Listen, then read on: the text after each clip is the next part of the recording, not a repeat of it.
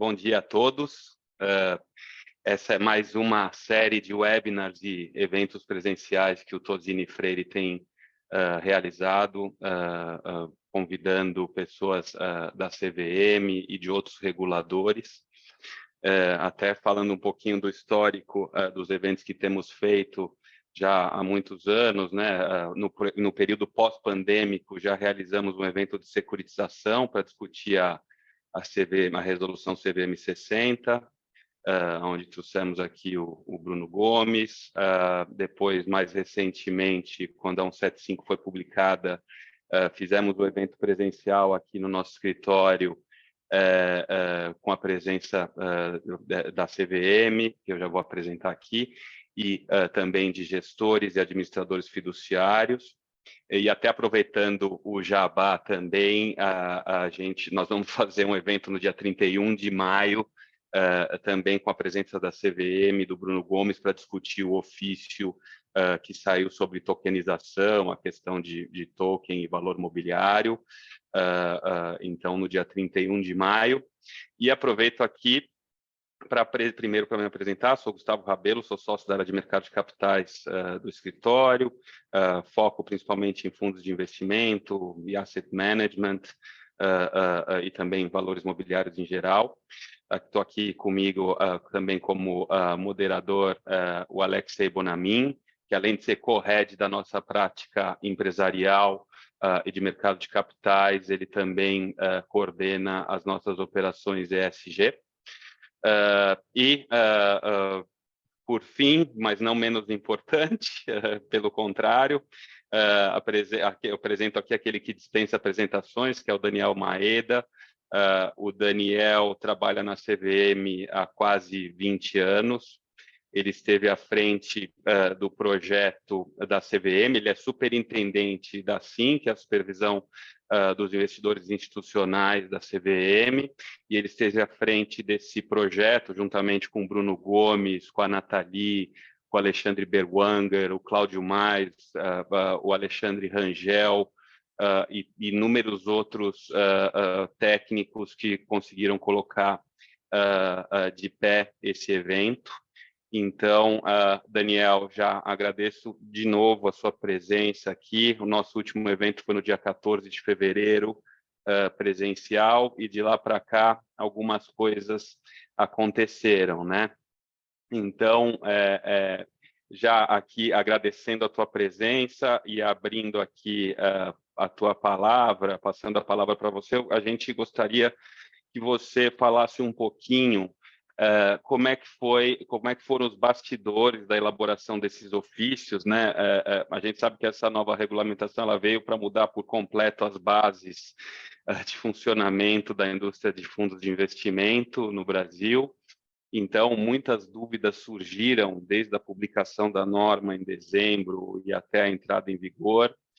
Aí foram finalmente publicados. Primeiro foi publicado o ofício número 1, depois, poucos dias, no fim de março, se não me falha a memória, e depois, poucos dias depois, foi publicado o ofício número 2. O ofício número 1 é um ofício conjunto, o ofício número 2 é um ofício que veio para complementar o ofício 1, trazendo mais informações, né?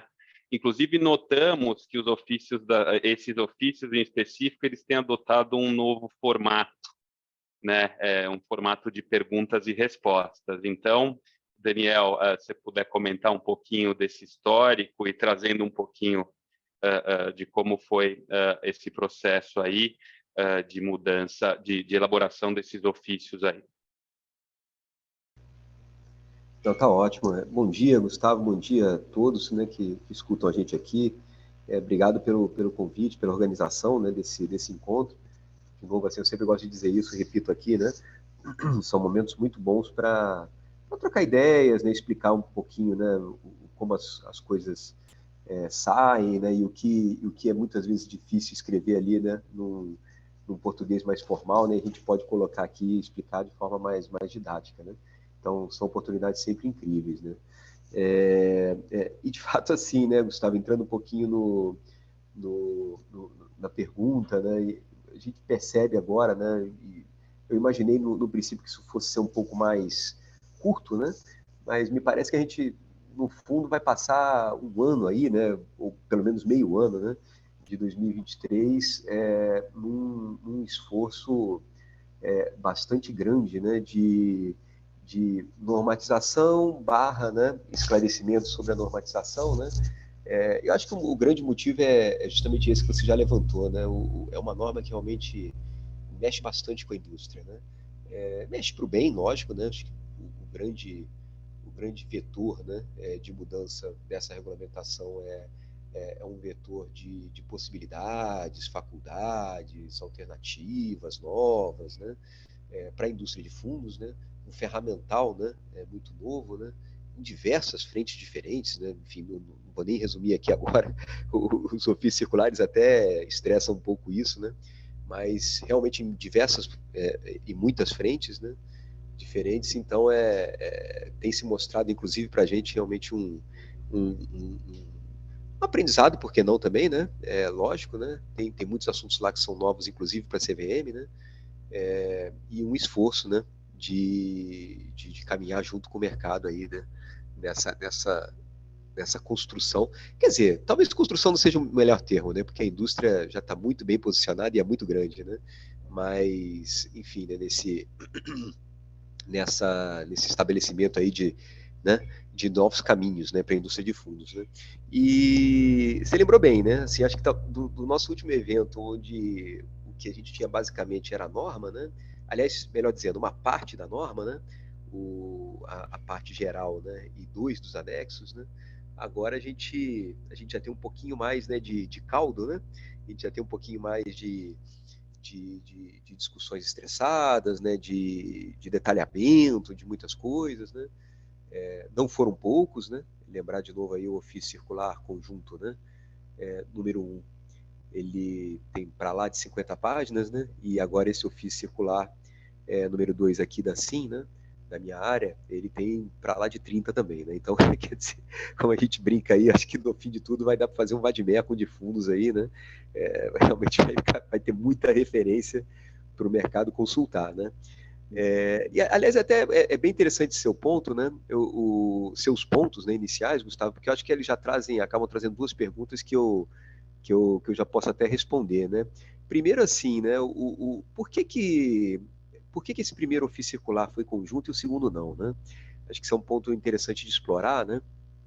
Como o mercado já vem se acostumando, né? A coisa aí de 1 ano e meio, 2 anos, né?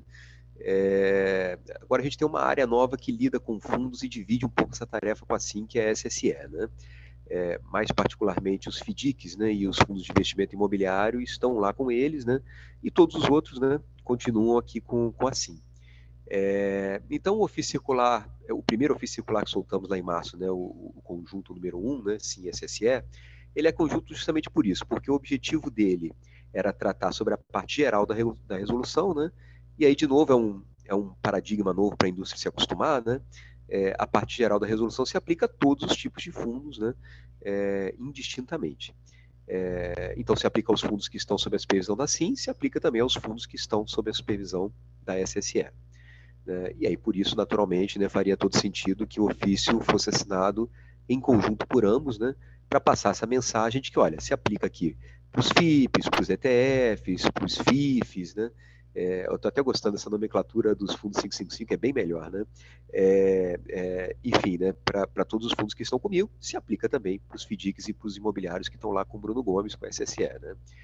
E esse foi o marco inicial, né, em termos de esclarecimentos. Após isso, né, naturalmente a expectativa do mercado, né, e esse é o nosso projeto mesmo, né, a gente ir soltando esclarecimentos adicionais, complementares, como você colocou, né, a respeito de cada um dos anexos normativos, né. E aí o primeiro passo foi aqui da SIM, né, em relação aos FIFs, né, os fundos do anexo 1, aos atuais fundos 555, né, para prestar esclarecimentos sobre esse anexo, né, em particular, com esse ofício 2, né, da SIM. E, naturalmente, vai haver em algum momento um ofício circular específico da SSE. Eles estão lá com isso no forno, né, mesmo, né, para prestar esclarecimentos em relação a dúvidas sobre o anexo 2 de FDICs, né, e também, não tem a menor dúvida, né, assim que esses anexos novos saírem, né, também haverá, né, ofícios circulares aqui da CIN sobre os FIPs, sobre os ETFs, e eu pretendo, assim, ir soltando, né, um ofício circular especificamente para cada anexo, para que a gente tenha uma correspondência aí, né, um pouco mais didática, né, e organizada, né, de referências também em termos de esclarecimentos, né.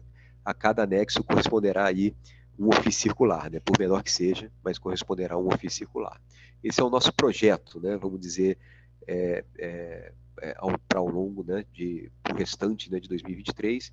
Aliás, anexos novos esses, né, que devem sair agora em maio mesmo, né? A gente tem aí, enfim, isso já está bem evoluído, né? Os anexos mais trabalhosos, vamos chamar assim, eles já foram discutidos, já está tudo, né, fechado, né? A gente só está aqui agora concluindo as discussões com aqueles anexos mais residuais, vamos chamar assim, né, de poucos fundos, né, como os FMP, FGTS, os FAPs, enfim, né, aqueles fundos muito específicos, né, FDIC-FIPs, e, enfim, por aí vai, né, para que a gente possa fechar esse caixão, né, e complementar a norma com os anexos faltantes, né. Mas isso, enfim, de novo, a gente está esperando soltar bastante em breve, né. Sei que, enfim, né, a gente tem estourado alguns cronogramas que a gente mesmo promete, né? Mas isso muito em função da surpresa mesmo, né, com o tamanho de certos trabalhos, né? A gente foi percebendo que certas missões ali elas eram maiores do que a gente, né, projetava no começo, né? Mas, de novo, né, eu costumo enxergar sempre pelo copo meio cheio, né? Isso só reforça aí a importância, né, dessa missão. Então a gente vai percebendo que a entrega que a gente vai fazendo ali realmente ela é muito importante, apesar de muito trabalhosa, né? Mas enfim, isso acho que é uma pergunta que acabou ficando aqui na mesa, né? E que eu já respondo, né? Essa questão assim de por que é conjunto, por que foi conjunto no primeiro, né? Por que agora no segundo, né, já foi um ofício circular mais específico de uma área, né? E é por isso, né, nos anexos realmente, né, os fundos se dividem de acordo com as áreas com muita propriedade, né? Coisa que não acontece na geral ali, né? Enfim, acho que acabei até perdendo aqui de vista, Gustavo. Tinha uma segunda provocação que você fez no seu começo, mas enfim, eu vou acabar lembrando dela aqui ao longo da nossa conversa, e aí eu lembrando, eu puxo aqui de novo e respondo, tá? Mas eu lembro realmente que você fez uma provocação aqui que eu agora não estou me lembrando muito qual foi, mas sem problema nenhum. E até aproveito aqui já fechando, né, que pedir desculpas aqui pela leve alteração da minha voz, eu estou só aqui né, convalescendo aqui de uma infecção que eu tive aí, né, semana passada, mas enfim, né, tá tudo bem, apesar dessa modulação aqui na minha voz. Não, tranquilo. Não, obrigado. Acho que com essa você me respondeu, acho que umas 2 perguntas aqui. Mas eu queria aproveitar até para te perguntar, né? Porque eu lembro que no nosso evento aqui de fevereiro, né, a alteração de cronograma era uma coisa que não estava nem colocada para discussão, né? Até você pontuou, não, para nós é uma questão de mérito e tal, né? Então, esse processo de prorrogação, né, ele partiu de uma provocação que presumo eu, de players do mercado, talvez representados pela Ambima. Então, além de existirem modificações pontuais na norma, ela acabou postergando, inclusive teve um pleito lá da entrada da questão da taxa máxima de distribuição para coincidir, salvo engano, junto com a entrada em vigor das classes de cota, né? Inclusive, acho que foi uma discussão que surgiu até durante o nosso evento presencial aqui. Então, realmente, então, vocês acabaram topando aí alterar o cronograma. Presumo que não vai haver mais mudança de cronograma. Puder comentar um pouquinho antes da gente entrar um pouco mais a fundo aí nos ofícios, nos 2 ofícios. Ah, sim, Gustavo, claro. Não, é bem lembrado, né? A gente chegou a discutir isso no nosso presencial mesmo, né? E assim, acho que é até válido assim, esclarecer, né? Qual o ponto quando a gente colocou lá atrás, olha, isso é uma discussão de mérito, né? Não é uma discussão vamos dizer assim, de retificação, né? Que acho que era um pouco a dicotomia que existia, né, naquela época, né? Não é, obviamente, que por ser de mérito fosse impossível de ser feita, né?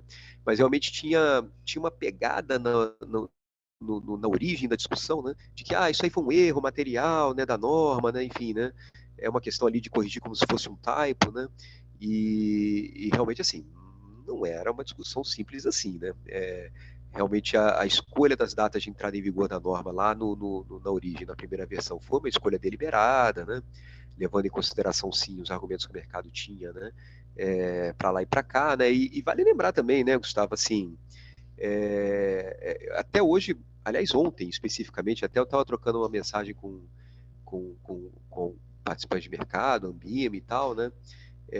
Com dores, né? Sobre decorrentes desse adiamento, né? Porque assim, essa nossa escolha, né, das datas de entrada em vigor da norma, ela realmente não é nada trivial, né?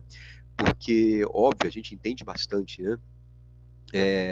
Essa dificuldade, né? Justamente, de novo, porque a norma é muito complexa, né? Muito inovadora, né? Mas essa dificuldade do mercado de se adaptar, né? De se preparar para a entrada em vigor da norma, né? Mas a gente tem sempre que respeitar muito aquela outra dor oposta, né? De quem quer ver essa norma entrando em vigor logo, né?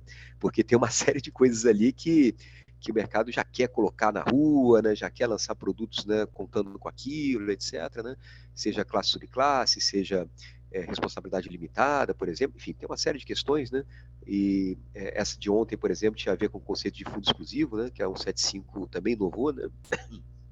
Ampliou um pouco o conceito de fundo exclusivo, e de novo, né, também é uma discussão que está amarrada na vigência da norma, né? Então tinha realmente sempre houve, né, uma composição ali de duas forças muito antagônicas, né? Uma falando, gente, eu preciso de tempo, né? Porque senão eu não consigo, né?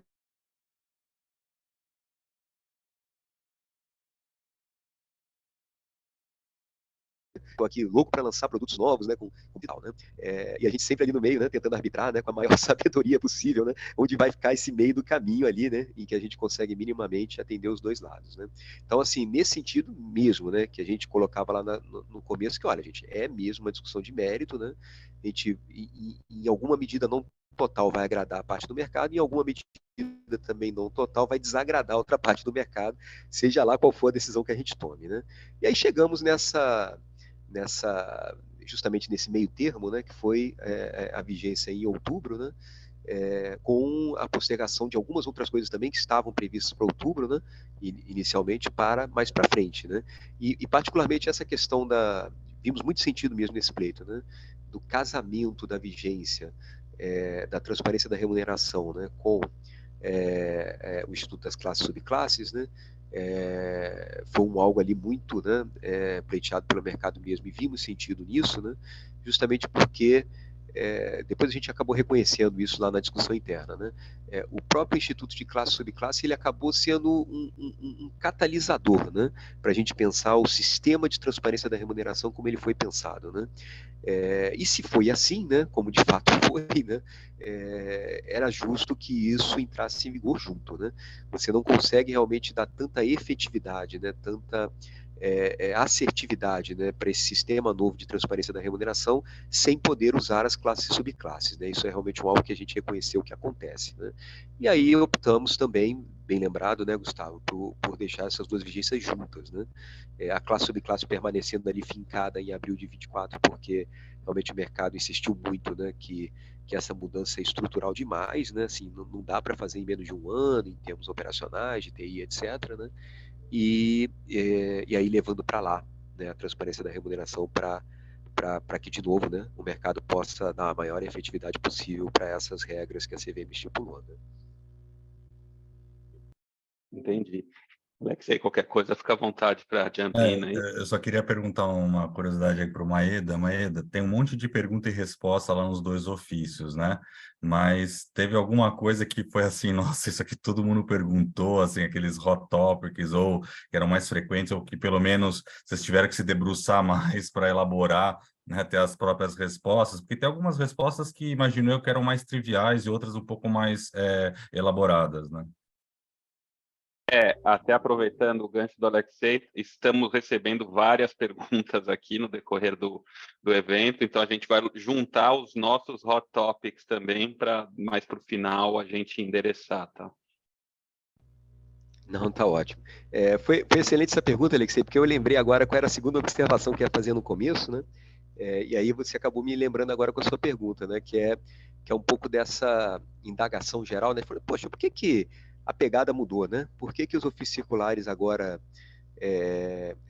da SIM, da SSE, conforme o caso, né? eles estão com esse formato de perguntas e respostas, né? E de fato é algo meio diferente, né? Em relação ao nosso padrão, né? Talvez um formato um pouco menos formal, né? Enfim, descritivo, né? E um pouco mais ali, né? Talk show, né? Uma coisa mais ali, né? Bateu, levou, né?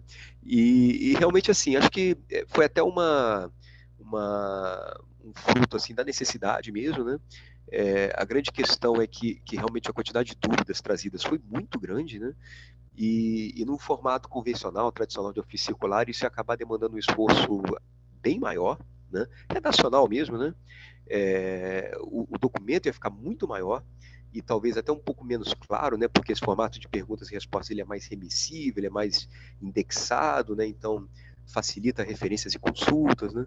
Então a gente achou ali que para os propósitos, né? Realmente o formato de Q&A ia ser mais prático, né? E atender o mesmo objetivo.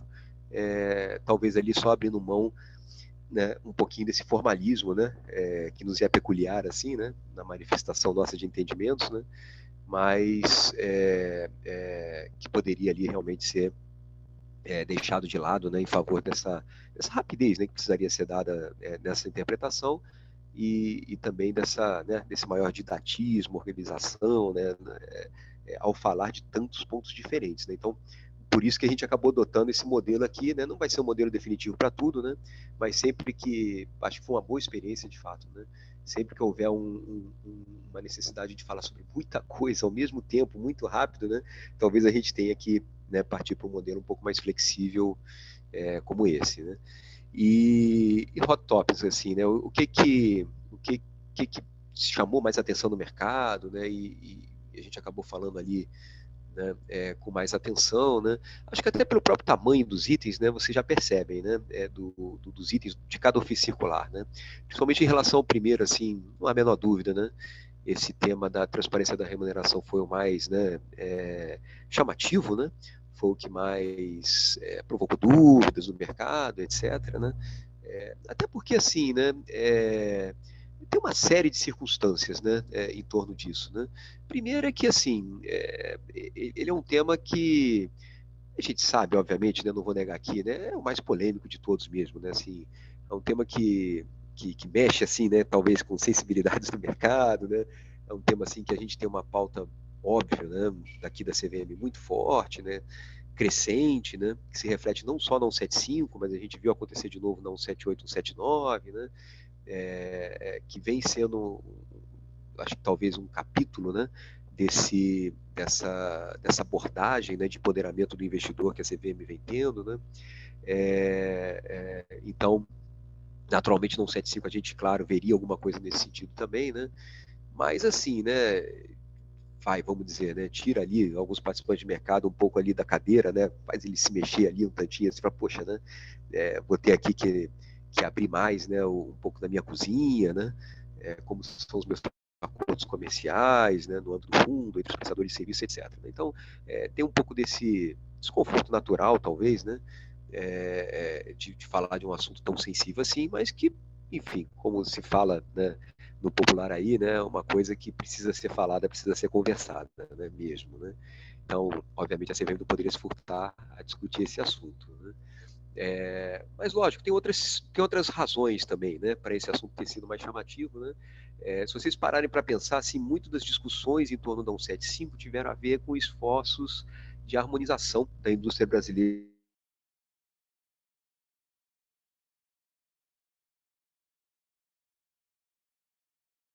das classes de classe, outros assuntos, né?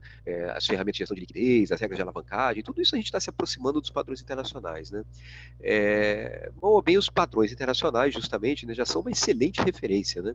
De experiência, consulta para o mercado. Então, assim, quando isso vem na nossa norma, tende a gerar menos dúvidas, porque o mercado já sabe como funciona, né? Já vê funcionar assim há muito tempo lá fora, né? E a despeito da altíssima complexidade de algum desses temas, né, como é o caso da alavancagem, né, mas o fato é que realmente já são assuntos mais batidos, né, no âmbito do mercado. aí tende a gerar menos dúvidas, né? A transparência da remuneração é realmente um assunto muito mais local aqui, né? A forma como a remuneração funciona aqui, né? Os rebates, né? Enfim, da maneira particular como aconteciam aqui, né? É uma discussão mais local, né? Então, quando a CVM vem e abre esse assunto, né? Acaba gerando mais dúvidas, porque você não tem talvez esse paralelo, né? Tão óbvio, né? Com das referências internacionais, né? Ainda que, né, mesmo nesse assunto, né, da transferência da remuneração, a gente tenha se inspirado em alguns exemplos lá de fora também, tá? Particularmente lá o caso do Reino Unido, que fez uma coisa parecida, né? Mas a gente sabe que é bem diferente, né? Que é um assunto muito único, né? Principalmente nos seus detalhes, né? Aqui no Brasil. Então, realmente, esse foi o grande tema, tá, Alex? Eu diria assim, e os seus desdobramentos, né? Que eu estou aqui falando de desdobramentos, né? Quando a gente fala de transferência de remuneração, realmente tem vários subassuntos aí, né? Tem a questão da explosão das taxas em si, né? Como isso funciona, né? Que taxas vão ficar variáveis ou fixas, né? Tem a questão do rebate, né? Que a gente regulou de outra forma, né? Transformando nesse acordo de remuneração em novos termos, com mais transparência, revertendo sempre para o fundo, etc. Então, enfim, né? Isso é um assunto que também é um capítulo em si, né? Ele se desdobra em várias discussões, né, específicas, né? Acho que, sem dúvida, esse liderou com bastante folga aí as discussões do mercado com a gente. Ô Maeda, até para falando nesse ponto, né, que a gente tem algumas perguntas no chat aqui sobre justamente isso, né? Até porque, né, o órgão mais importante do corpo é o bolso, né? Então, temos aqui perguntas sobre a questão de remuneração.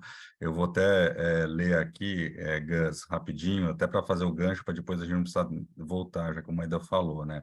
A Rafaela Garcia pergunta, né, sobre a questão aí da taxa máxima de administração deve englobar remunerações pagas nos âmbitos dos acordos de remuneração. Fala também que aqui na seção pergunta 10 da seção B do ofício, há um questionamento sobre a taxa máxima de distribuição, mas a resposta se refere a um acordo de remuneração, né? Poderia esclarecer qual é o entendimento da CVM sobre essas definições, né? Taxa de distribuição, rebate, acordos de remuneração, e depois também fala sobre as questões desses acordos de remuneração novamente. Você vê, teve vários pontos no ofício e ainda vem pergunta um pouco, porque é uma questão de dia a dia isso, né? Os negócios são formados um pouco nisso. Como que vocês estão interagindo com esse tipo de pergunta que vem pós-ofício, né? E dentro dessa temática, como você bem colocou, bem sensível, né? E até complementando aqui também, né? Na verdade, eu acho que nós temos aqui inúmeros fatores, né? Pegando essa pergunta que veio aqui de um dos participantes, de uma das participantes. A gente tem a questão da convivência dos fundos 555 com 175. Então, por exemplo, numa atual estrutura master feeder, aonde, vamos supor, os feeders sejam 555, o master já é 175. Né? Aí, pegando o gancho dessa pergunta, eu realmente até o mercado se adaptar às novas, até mesmo nomenclaturas, né? Some o rebate para o prestador, para o gestor, né? Inclui o acordo de remuneração, que é a taxa que é remunerada do fundo investido, do fundo investidor. Então, acho que é só, se puder, em poucas, tentar sumarizar realmente. Não, agora sumiu isso, entrou isso. Então, quer dizer, sumiu o rebate prestador de serviço, entrou o acordo de remuneração. Eu acho que talvez isso possa causar, ainda vai causar por um bom tempo uma confusão até a entrada em vigor da norma. É verdade mesmo, Gustavo. A gente sabe que, e de novo, a gente nem quer desestimular isso, né?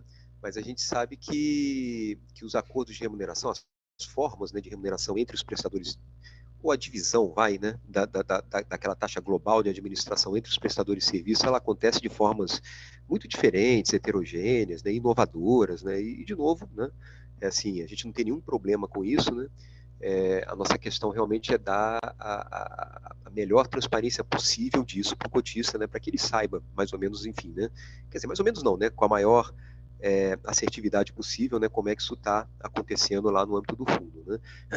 Em relação à pergunta da Rafaela, e aí você vê, né, como é que a gente não consegue dar respostas muito diretas, óbvias, né, matemáticas para as coisas, né?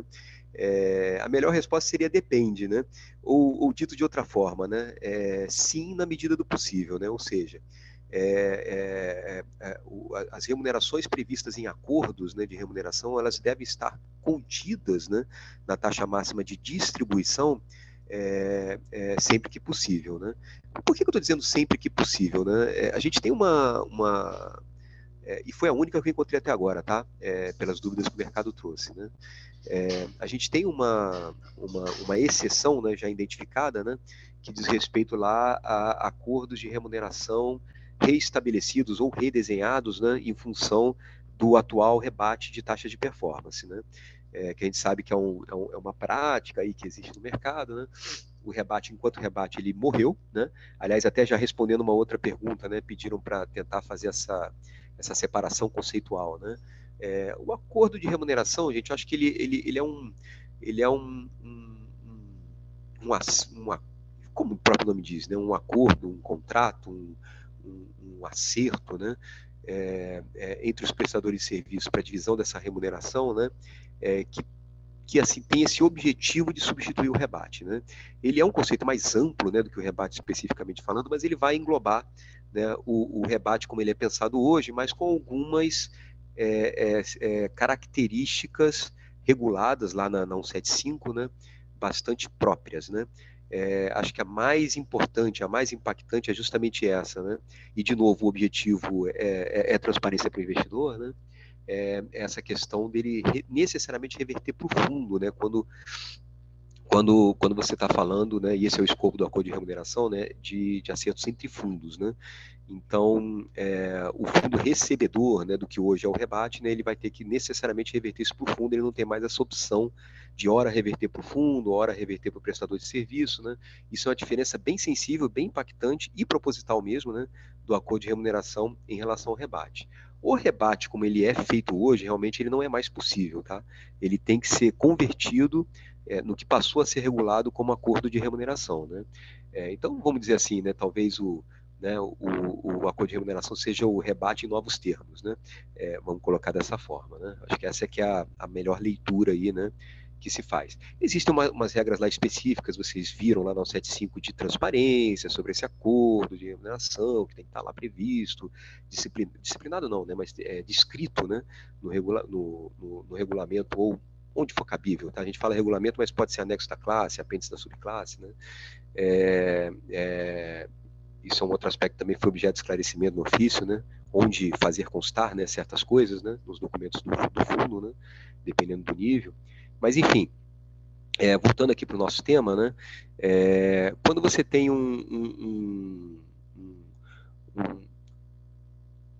um arranjo remuneratório em cima da taxa de performance, né, a gente tem basicamente duas situações, como o ofício circular explicou lá em alguns itens, né? Você tem a situação do fundo de varejo, né? E na situação do fundo de varejo, o artigo 28 lá da norma, né? Ele dispôs expressamente, né, que essa taxa de performance, conceitualmente, ela é devida ao gestor, né? Então você não pode prever um acordo de remuneração que reparta isso, né, com outros prestadores de serviço, né? Ou seja, acordos de remuneração baseados no pagamento de parcela da taxa de performance para outros prestadores de serviço não é mais possível, tá? Mas aí você tem a situação lá dos fundos para qualificados, para profissionais, né, que, de novo, são fundos onde a gente presume que o investidor conhece melhor, né, o funcionamento da indústria, né, e aí, consequentemente, também tem a possibilidade de avaliar melhor, né, esses desdobramentos de remuneração, né.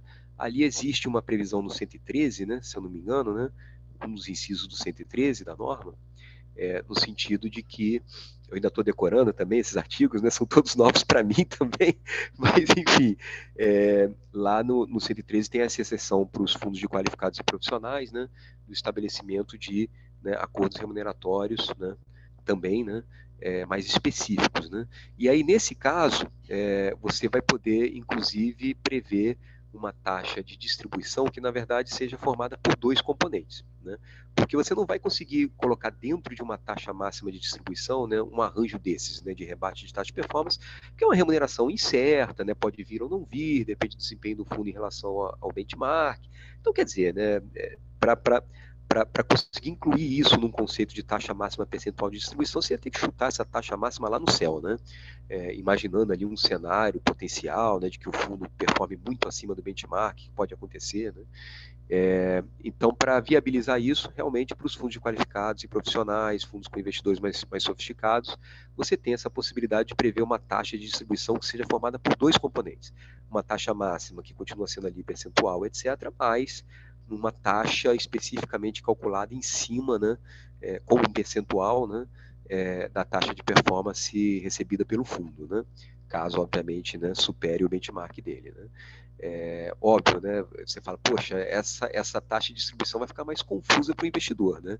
Sem dúvida, fica mesmo, né? Com dois componentes, né? E sobre duas bases de cálculos diferentes, né? Um é percentual fixo, o outro é um percentual da taxa de performance, né? Com todas as características que eu acabei de falar, né? É fato. Mas, de outro lado, justamente, né, como a nossa regulamentação já aprendeu a conviver há muito tempo, né? A gente está falando de uma amostra, né, de investidores que a gente presume ali, né, tem essa capacidade de entender o que isso significa, né, e tem essa capacidade, inclusive, de fazer as contas, né, embutidas, né, nessa complexidade para comparar aquele fundo com outros de mercado e fazer uma melhor avaliação de qual está mais barato, qual tem melhor custo-benefício ou não, né. Então, a norma foi pensada, né, nesse sentido de dar essa flexibilidade maior para o fundo de qualificados e profissionais mesmo, né.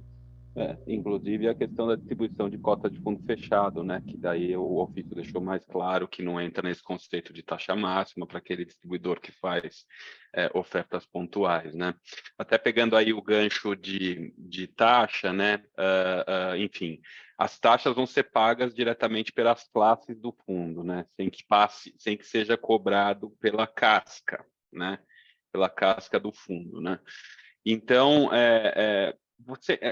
assim, acho que esse é um ponto muito polêmico, né? Principalmente com advogado, né? Que fica primeiro tem aquela questão da segregação de patrimônio, onde ninguém quer ter o risco de contaminação de patrimônio entre classes a partir da entrada em vigor da questão das classes. É uma jurisprudência que vai ser construída com o tempo, como sabemos, né? Afinal, tem juiz que nem hoje mesmo ainda conhece direito como é que funciona um fundo, agora vamos colocar ainda mais um instituto, que é o da segregação de classes, né, de patrimônio. Mas aí, então, você não acha que, assim, essa questão de ter uma cobrança na casca, em vez de, enfim, de pulverizar isso nas classes, não seria mais seguro colocar essa cobrança direto nas classes, ainda que só mantivesse um CNPJ da casca para algumas questões administrativas? Sim, Gustavo, antes até de responder a pergunta, né, muito bem lembrado, viu? Eu vou até me corrigir aqui, né? Na verdade, a gente tem duas exceções mesmo, né? Você tem razão, né? Não só a exceção lá do acordo de remuneração baseado em taxa de performance, né? Duas exceções que eu digo para essa estipulação única, né, consolidada de uma taxa máxima de distribuição, né?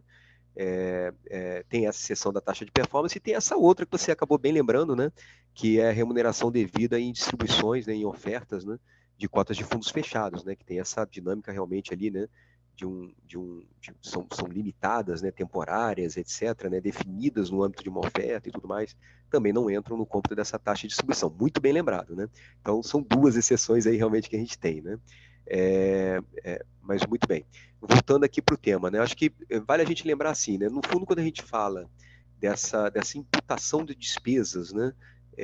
Especificamente para o fundo e não para as classes e subclasses, né, tem dois grandes capítulos nisso. Né? Quando a gente fala realmente de remuneração dos prestadores de serviço, né, o ofício circular ele esclarece lá que é possível, né, não tem problema nenhum que essa imputação de despesa seja feita contabilmente, né, feita diretamente na classe ou mesmo na subclasse, tá? Basta lá que os prestadores de serviços essenciais eles, né, se organizem operacionalmente para regimentar isso aí. Agora, realmente a gente tem uma exceção, né? E aí essa exceção ela é meio que, vamos dizer assim, né, imposta pela lei, né? A gente não tem muito o que fazer nesse aspecto, né? Que é a exceção da taxa de fiscalização, né? Como bem lembrado aí, né? Obviamente é um tema regulado pela 7.940, né? Pela lei federal, né? Da taxa de fiscalização, né? E a lei ela fala, enfim, né, especificamente do fundo, né? E não das classes, né? Do fundo ou subclasses eventualmente, né? Como o sujeito, enfim, né? Passivo, né? devedor da obrigação tributária, né? Ainda que, né, curiosamente, né, ela leve em consideração a existência das classes como um elemento de, vamos dizer assim, formador da base de cálculo, né?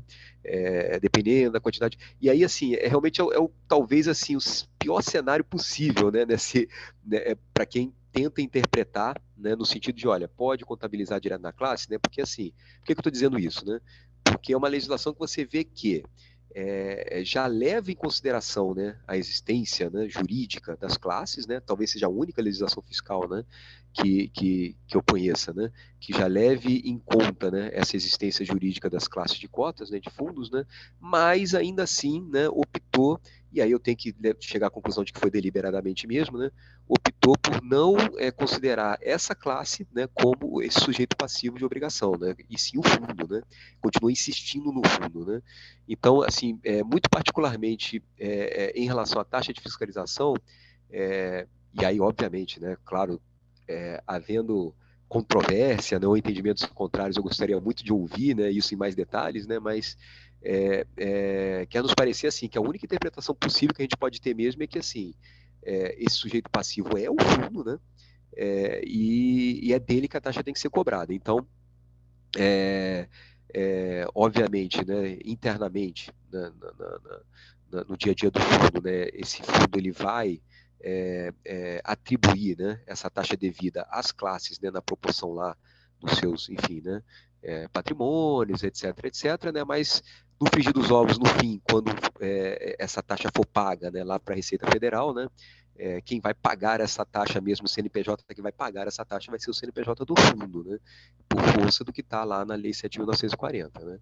Então, realmente uma exceção assim, da qual, de novo, né, Gustavo, a gente não consegue, vamos dizer assim, a gente não consegue nem administrar isso, né, nos parece ser uma coisa realmente que foi imposta pela lei, né, e a gente tem que ali que aderir, né, vamos chamar assim, né. A gente está entrando aqui nos 20 minutinhos finais, então vou fazer mais algumas perguntas, mais um pouquinho mais bate-bola assim com você. Estou vendo aí que a herdeira, que deve trabalhar na CVM aí no futuro, está do seu lado aí, mas fazer umas perguntinhas mais bate-bola aqui com você, de pontos que eu achei interessantes, né? Então, quer dizer, quando foi publicada a norma, que é mais um comentário meu mesmo, né? Tinha gente que ficava, como a obrigação da contratação do distribuidor passou a ser do gestor, e a gente fala, bom, então como é que fica em relação aos agentes autônomos? Vai ser o gestor que vai contratar, não vai? O ofício trouxe mais detalhes, falando que quem continua contratando agente autônomo é a instituição financeira que é a que pluga os agentes autônomos lá embaixo, e o gestor contrata essa DTVM, que, por sua vez, vai plugar os agentes autônomos embaixo. Aí, falando em contratação pelo gestor, né? Alguns pontos que sempre surgem aqui nas conversas com clientes também. Então, estruturando alguns tipos específicos de fundo. Caso a contratação de consultoria, de rating, não conste em regulamento, de consultoria, não conste em regulamento, e outros prestadores que seriam obrigação do gestor para contratar, elas podem ser realizadas pelo administrador, se constar de um acordo, enfim, entre ambos? Né? Esse é o tipo de pergunta, né, Gustavo, muito interessante assim, né, que sempre me remete àquele brocardo assim, né, meio regulatório nosso, né, de que, olha, gente, a gente, assim, a gente delega atividades, né, mas nunca responsabilidades, né, no âmbito administrativo, né. Assim, eu até custo entender assim o porquê, né, do racional de você delegar esta atividade, né, se eventualmente o gestor achar que o administrador, enfim, está melhor habilitado a contratar um consultor, ou seja lá o que for. Mas assim, o que ele não vai conseguir abrir mão é dessa responsabilidade. O que eu estou querendo dizer, né? E aí o gestor ele tem realmente que se imbuir desse espírito novo, que eu sei que é difícil, tá, gente? Eu sei que é bem disruptivo aí para o gestor, né? Esse papel novo, né, de ser o cara a ser chamado, né, quando dá algum problema com o distribuidor, com o consultor, com, enfim, né, agência de rate, etc., né, Mas, assim, a mensagem assertiva que eu preciso passar para esse gestor é: se der algum problema com esse cara, mesmo que o administrador que tenha contratado, eu vou perguntar para você, entendeu? Porque, assim, a responsabilidade é sua, né? E ela não deixará de ser sua, ainda que, por qualquer razão operacional, você resolver delegar, né, essa atividade de contratação para o administrador ou mesmo para qualquer outro que seja, né? Que a princípio, de novo, em tese, é possível, né? Mas, mais uma vez, assim, né?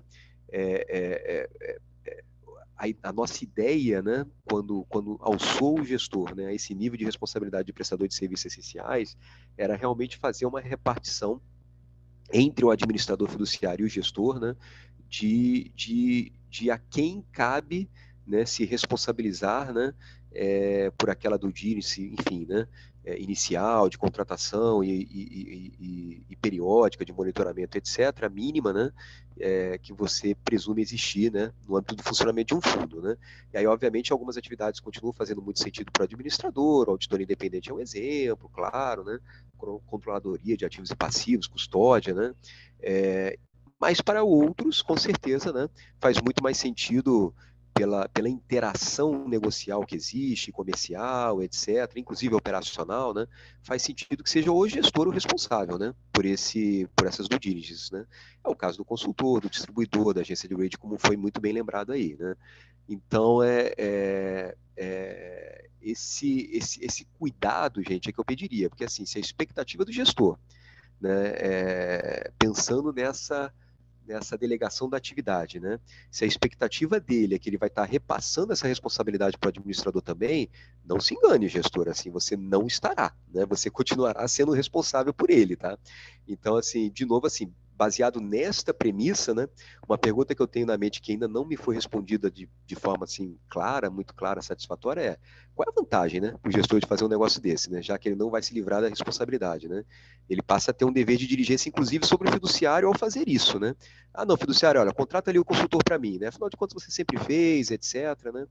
É, nesse âmbito da norma nova, né, o gestor, inclusive, vai ter que avaliar se o administrador, né, tem realmente condições, né, de contratar aquele consultor, né, em bases equivalentes a que ele contrataria, né, realizando as due diligence que ele faria no lugar do administrador. Né.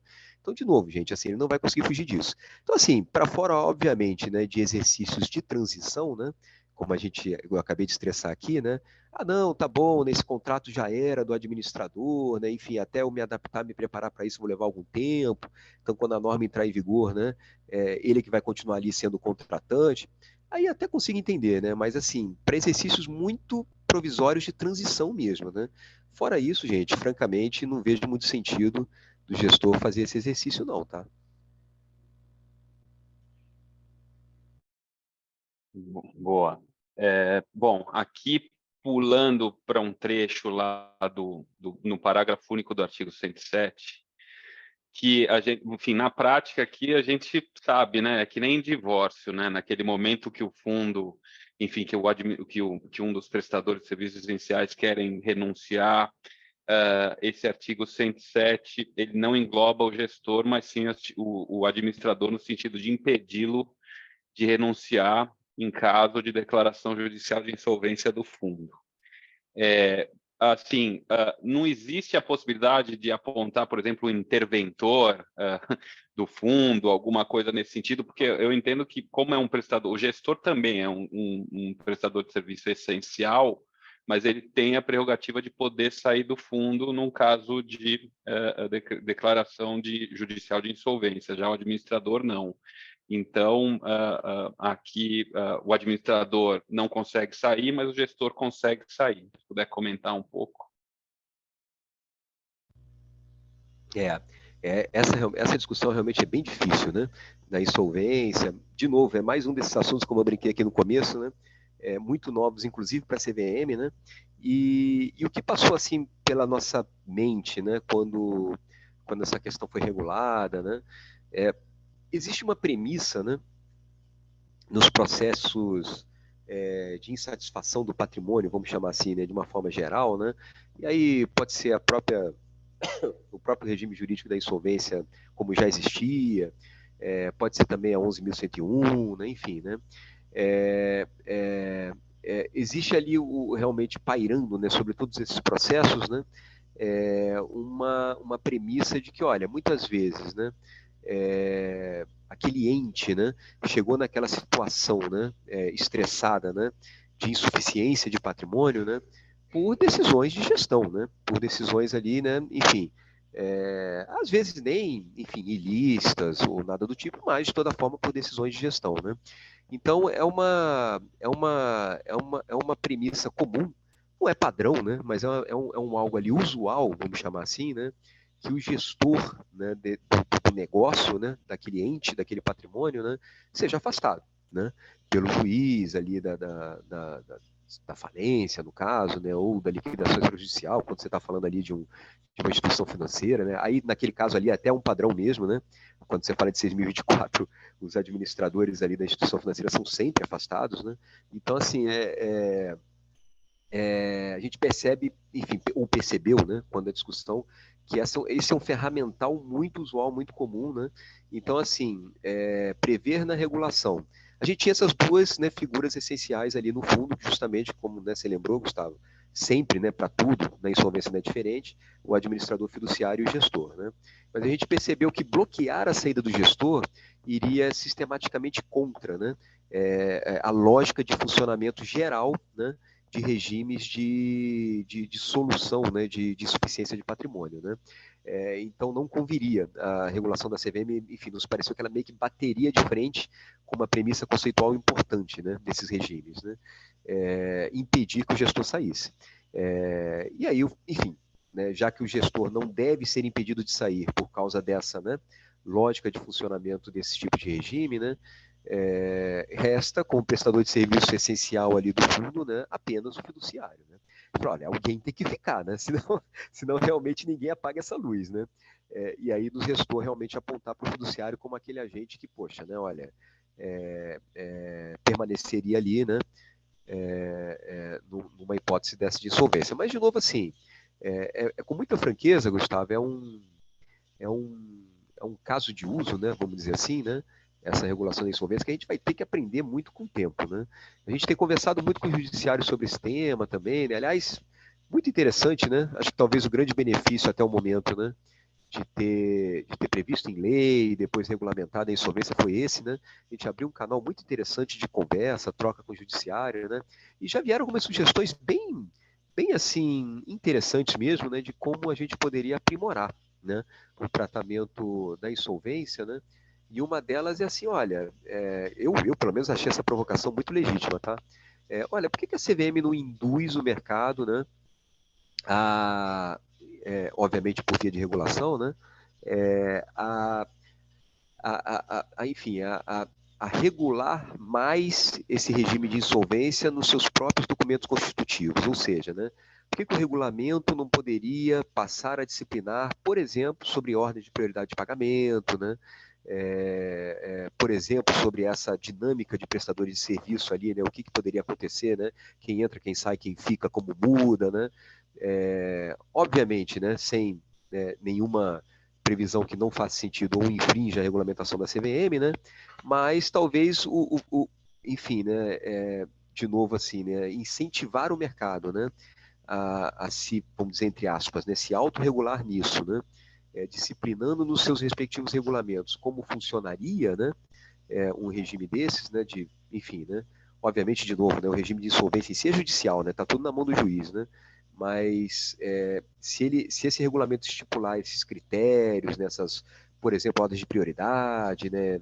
o comportamento dos prestadores de serviço, isso pode mesmo ajudar muito o próprio juiz lá na frente, né, como uma baliza inicial, né, de entendimento sobre o funcionamento do fundo, inclusive sobre aquilo com o que, por premissa, né, todo mundo já concordou, né, que deveria ser lícito, né?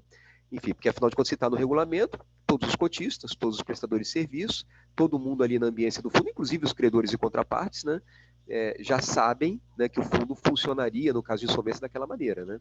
Eu achei a provocação muito interessante mesmo, né, Gustavo, assim, só fazendo esse spoiler com vocês, né, de frutos, né, que essa interação vem trazendo, mas de fato, assim, a gente não tem assim muita ambição de ser definitivo, né, nessas discussões de solvência, porque realmente é algo com o qual a gente vai ter que aprender muito com o tempo.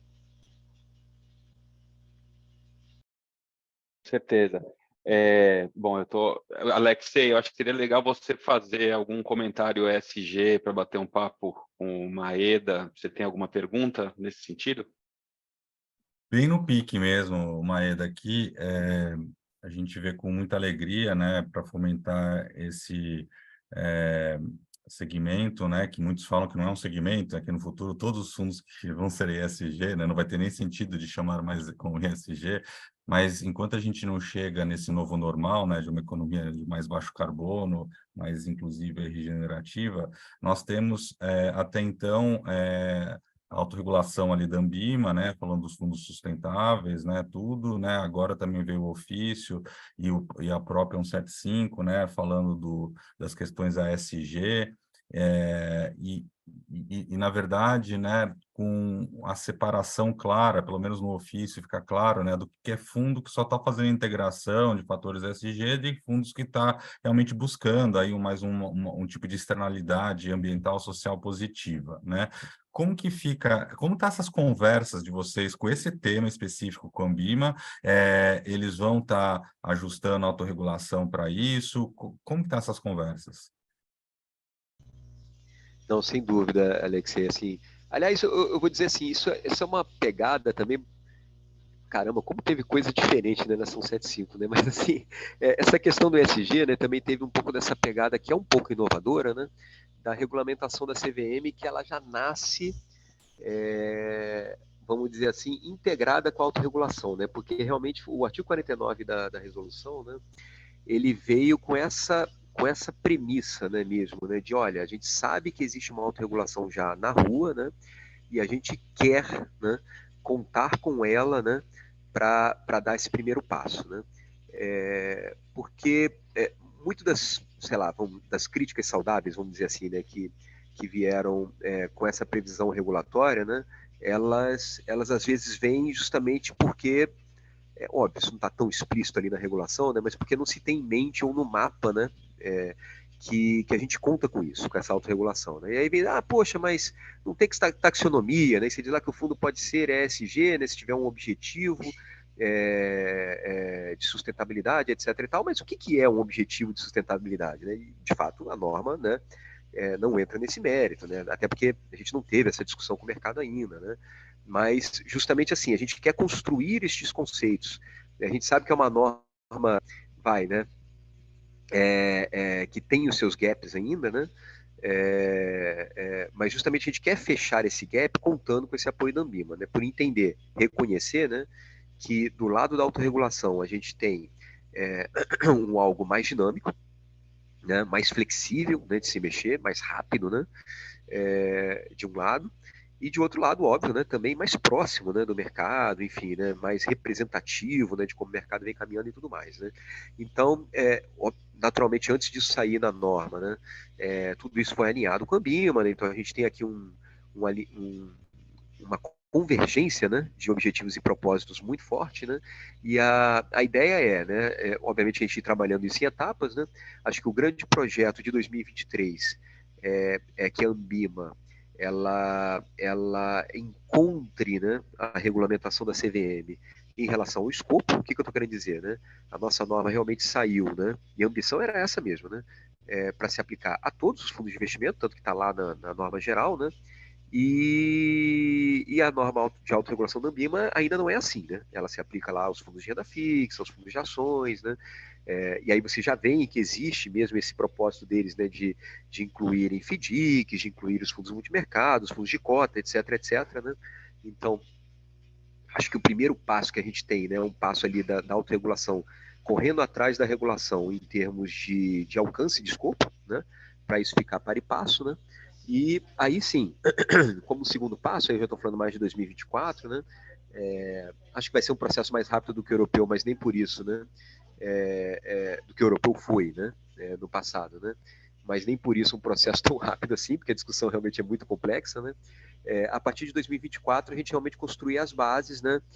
De um esclarecimento para o mercado chame isso de taxonomia ou não, tá? Talvez nem precise ser tão ambicioso quanto foi a taxonomia europeia, né? Isso é algo que a gente ainda está amadurecendo, né? Que realmente eles foram bem ambiciosos, bem prescritivos, né? Bem detalhados, né? Impressionante até o elogio lá à regulamentação europeia nesse aspecto, né? Apesar de muita gente lá chamar de tax agronomy, né? Porque assim, equacialmente assim, né? Bem trabalhoso, né? Para o mercado ter um custo de observância bem considerável, né? Mas enfim, polêmicas à parte, né? O fato é que a Europa teve essa coragem, né, de dar esse passo, né? Mas enfim, chegue a gente tão longe ou não, né? Eu acho que pelo menos uma medida ali, né, de um bom esclarecimento para o mercado, né, de olha, o que efetivamente na prática, né, regulador e autorregulador vão consensar como um produto ESG ou não, esse passo a gente vai ter que dar, né? Eu acho que está dado, o mercado pede isso, né? Ele anseia por isso, né? Em favor aí de uma segurança jurídica, né? De uma previsibilidade, né? Enfim, evitar esse risco de chegar a uma supervisão, seja da CVM ou da Anbima, numa situação meio kafkaniana, né? De olha, eu acho que é ESG, e aí o regulador chega e fala, não, mas eu não acho que mas com base em quê, né? E aí fica aquela coisa louca que não chega a lugar nenhum, né? Não, Então e tem o ponto do limbo, né? Desculpa até te interromper, mas assim, hoje, né, a gente tem lá na autorregulação investimento sustentável, né? Não tem investimento em ESG, não tem verde, é sustentável, né? Para aquela que tem aquele tipo de externalidade. E aí o entendimento do ofício da CVM falou o seguinte: olha, se é só integração, não pode usar esse nome, mas se fosse ESG, ambiental e sustentável, né? Pode ser um outro bicho lá que na autorregulação só está como sustentável. Então, acho que independente da questão da taxonomia, a gente em algum momento, né, vai ter que endereçar essa questão, porque assim, eu não posso então ter um fundo hoje chamado ISD, né? Porque assim, se eu não estou se eu estou gerando impacto, eu não posso usar essa terminologia, porque o outro me fala que é só sustentável, né? Então é esse tipo, acho que situação que, como você está falando, vai desenrolar aí nos próximos meses, né? Exato, exatamente, Alex. Próximos meses, né? Só ajustando essa expectativa, né? Acho que assim, talvez demore um pouquinho mais, porque realmente a Ambima tem essa tarefa mais urgente antes, né, para cumprir, né? De escopo, alcance e tal, né? Assim, com muita franqueza, eu acho que vai ficar uma discussão mais pro ano que vem mesmo, né? Mas assim, é isso, ela é importante, ela tem que acontecer mesmo, concordo plenamente, né? Você vê, você falou dessa questão de impacto, né? Eu tentei deixar claro lá no ofício circular justamente esse aspecto, por exemplo, né? Que fala, olha, fundo ESG não é só fundo de impacto, né? Não confunda, né, essas duas questões, etc. Né? Você vê, é realmente um tema difícil, né? Então, um best in class, por exemplo, para mim, é um fundo que faz sentido, né? Mas, assim, é um tema que a gente precisa ser mais, claro mesmo, né, e detalhado mesmo, né, para dar essa segurança para o mercado. A gente é bastante sensível, né, a esse apelo que o mercado vem trazendo por mais, né, informação, né, e bases, né, assim, para que eles mesmos, né, possam dizer, olha, não, meu produto é ESG sim, com base nisso, nisso, daquilo outro, ou o meu não pode ser, com base em mais não sei o quê, né, e evitar aquelas situações até meio chatas que a gente vê na Europa de casos de greenwashing com penas de milhões de euros ali, né? Em situações em que, poxa, né? Sei lá, né? Fica meio, né? Poxa, mas o cara realmente agiu de má fé ali, né? Realmente ele tentou, né? Vender um produto ISD deliberadamente não querendo, né? Aderir a práticas ISD, né? Eu vi alguns cases assim da Europa que, pô, são bem complexos mesmo, né? Assim, não era uma decisão tão trivial, né? Então é isso que a gente quer evitar, né? Tanta polêmica em torno disso e aí, obviamente, né? Trazendo muito ruído, né, para a estruturação de produtos ISD, né? Isso a gente realmente quer evitar e vai fazer. E aí eu vejo duas etapas dentro desse taxonomês, vamos chamar assim, né? Eu ainda vejo duas etapas diferentes, tá, Alexei? Assim, existe um esforço de taxonomia qualitativa, vamos chamar assim, né? Que é basicamente o participante de mercado ter esse conforto de dizer, olha, o que é ESG ou não, né? Mas depois, e aí eu nem sei se a gente, enfim, como é que a gente chega lá ainda, né? Tá bem na frente, né? Existe um esforço de taxonomia quantitativa mesmo, né? Assim, ok, definido se é ESG ou não, né? Agora eu tenho que responder a pergunta do quanto ESG é aquele meu produto, né? Esse meu fundo, né? Ele realmente é um fundo pouco verde, né? Verde mesmo, muito verde, né?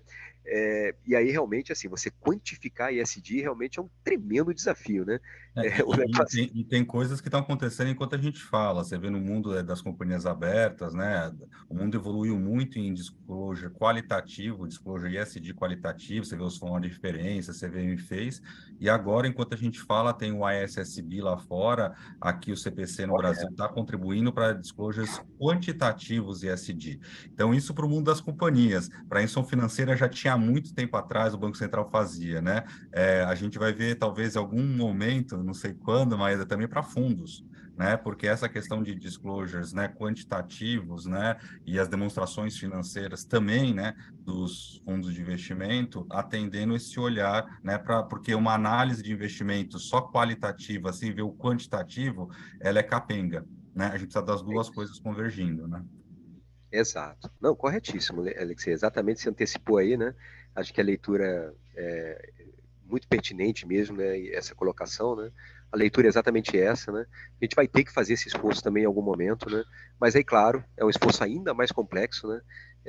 Talvez quando a gente estiver minimamente maduro, né? Com o ESG qualitativo dentro de fundos, né? Vai ser um momento realmente de dar esse passo mais quantitativo também. Chegaremos lá em breve. Não, vai ser difícil endereçar, obviamente, todos os aspectos de ambos os ofícios, né? A gente já são 10 e 10 aqui. Chegou uma infinidade aqui de perguntas, eu tentei até responder diretamente, privadamente, algumas aqui. Inclusive perguntaram se ia ficar gravado esse webinar. Sim, o webinar vai ficar gravado no YouTube. A equipe de eventos aqui do Tosini deve subir isso ainda hoje, então ele vai ficar para a posteridade aí. Nossos eventos com a CVM a gente busca deixar sempre gravado, deixá-los sempre gravados para vocês poderem escutar no futuro. Enfim, Maeda, aqui, última pergunta, acho que tem aqui a Manuela Godinho, ela perguntou, e até, né, antes de entrar na pergunta dela, tem a questão que eu trouxe lá em relação àqueles fundos que investem em um único ativo, enfim, desde que seja objeto de oferta pública e emitido por companhia aberta, qualquer ativo estaria abrangido, né? E aí a Manuela pergunta aqui, tá, e a respeito do limite de modalidade para ativos que tenham sido objetos, por exemplo, debêntures e notas comerciais que tenham sido originados a partir de colocação privada ou emitidas por companhias fechadas? Qual que é o entendimento de um FIF, de um fundo de investimento financeiro, poder adquirir esses tipos de ativos? Não, perfeito, Gustavo. Assim, veja bem, né? Na verdade, assim, o fundo, um FIF, né? Adquirir debêntures ou ativos de crédito privado, vamos colocar assim, né?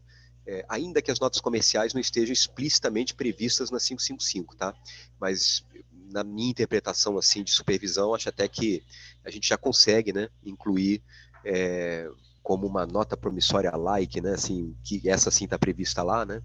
Mas, assim, o meu ponto ativos de crédito privado de companhias não abertas, né, de companhias fechadas, etc., isso já é possível, tá? Assim, que os FIFs adquiram, né? Naturalmente, esse tipo de investimento está sujeito a alguns limites mais restritivos, né? Quando você fala lá dos limites de concentração por emissor, por exemplo, né? Aí eu estou falando da 555, tá? Da atual, né? Companhias abertas, você tem lá um limite de 10%, né? Se for companhia fechada, é 5%, né? É o tal do outras pessoas físicas e jurídicas que tem lá, né? Mas já é possível. Isso está num ofício circular nosso, bem antigo até, né? O 5 de 2014, né? Estressando isso, que era um ofício circular anual, né? Que a gente fazia. Isso foi e vinha sendo repetido, né? Anualmente essa possibilidade, né? Mas assim, naturalmente a norma nova ela inovou nesse contexto da pergunta da Manuela, né, naquela direção do fundo de uma única emissão, né, aquele fundo que é estruturado para participar de uma operação, de uma emissão específica, né. A gente viu que o mercado ele amadureceu um pouco nessa linha, né, assim, talvez um pouco da minha leitura assim, né? Talvez se aproveitando, né, da capilaridade, simplicidade, regime de transparência, etc., que o fundo de investimento tem, né? O mercado enxergou valor nessa estruturação de fundos para participar de operações específicas. Então a gente viu ali, por exemplo, o IPO da XP lá nos Estados Unidos, né? Ou do Nubank, etc., né? Agentes de mercado estruturando fundos para participar, né, daquelas operações ali, né, e só, né, assim, falar, olha, não, estou estruturando esse fundo para você entrar nessa operação e vai ficar nela, né, assim, não pretendo, enfim, né, abrir aqui uma estratégia mais geral depois, nada disso, né, você vai ficar exposto àquele papel mesmo e ponto final. A gente achou uma ideia interessante, né, e aí positivou isso na norma, né, mas realmente, assim, é um primeiro ensaio, né, assim, esses fundos estruturados para uma única operação, né, a gente está começando com essa novidade agora, e a gente optou realmente por ser um pouquinho mais limitado, conservador, etc., né? Imaginando ali um rol de ativos mais conhecido, mais líquido, etc., né? Que são, né, justamente esses ativos de companhias abertas, objetos de distribuição pública, etc. Né? Nada impede, claro, né, como em todos os outros assuntos, né, como aliás na prática a gente tem feito, né, que esse assunto cresça, amadureça e a gente pense em outras possibilidades no futuro. Né? Mas realmente é um primeiro ensaio ali de uma coisa um pouco diferente, né? Por isso que eu fiz essa distinção, né? Olha, a aquisição de ativo de crédito privado já pode, tá? Com aqueles limites, ok, né? Um pouco mais restritivos que a norma já tem, né? Eles continuam previstos ali na norma nova, né? Estão até um pouquinho maiores, né? Ligeiramente maiores, né? Mas realmente essa questão do fundo de uma única emissão, ela ataca, na verdade, uma outra coisa, né? E a gente pretendeu mesmo, né? Isso foi deliberado, ser um pouquinho mais restritivo naquilo ali para, enfim, ter uma primeira experiência, né? E restritivo em relação aos ativos elegíveis, né? Para ter uma primeira experiência, aprender com ela e, eventualmente, mexer no futuro. Né? Tá.